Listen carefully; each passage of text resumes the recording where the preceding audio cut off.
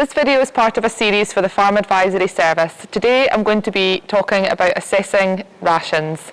The key in ration formulation is assessing the quality of the forage you have on your farm. Without this information, it is guesswork. We need this information to calculate whether we need supplementary feeding and how much supplementary feeding we need. For example, keeping weaned calves over the winter to sell store in the spring. If your silage is poorer than you'd hoped, and this is not considered, then you may only get 0.7 of a kilo gain on a ration that is normally fed for a kilo a day gain. Over 150 days, this could reduce the sale weight by 45 kilos, which is around £100 a head less at current market prices. This could be easily solved by feeding an extra 1.5 kilos of barley at a cost of around £30 a head over the course of the 150 days. On the other hand, if this season's silage crop is better than you think, there are opportunities of savings to be made in bought-in feed. As well as getting rations formulated and checking the forage quality available, it's really important to also consider the access to feed.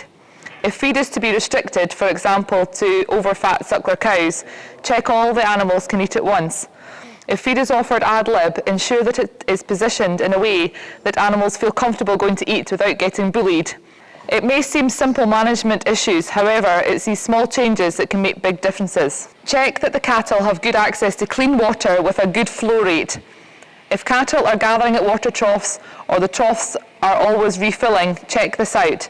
Intakes of feed go down if there is inadequate water intake available. 10% of animals in one group should be able to drink at any one time. It is also important to keep troughs as clean as possible to avoid problems with bacteria, such as Bacillus licheniformis.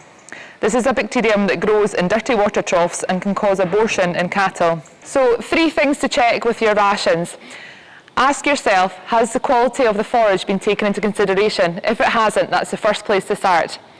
Secondly, is the ration formulated being fed to the stock? Check with the stockman, check with the person feeding the animals that they are getting what they are meant to be. And thirdly, are the animals actually eating the ration? Are they clearing up too quick, or do they have a lot of feed left over? This is really important, and it's important to seek nutritional advice from a trusted nutritionist if things are not going to plan. There are many physical aspects about stock's environment that can affect how the ration is received and how well it performs. Check the dung of the animals. If the dung is too loose or too stiff, there could be an issue with the ration. Too stiff, there could be an issue with protein in the diet or an issue with water supply. Too loose, and this could be the diet is going through them too quickly, so the ration is too wet and could need some more digestible fibre in there. Also, regularly through the winter, check the weights and conditions of cattle. Are the cattle performing as you would expect? So weighing a handful of cattle every couple of months throughout the winter time and checking the condition of cows prior to calving is really important.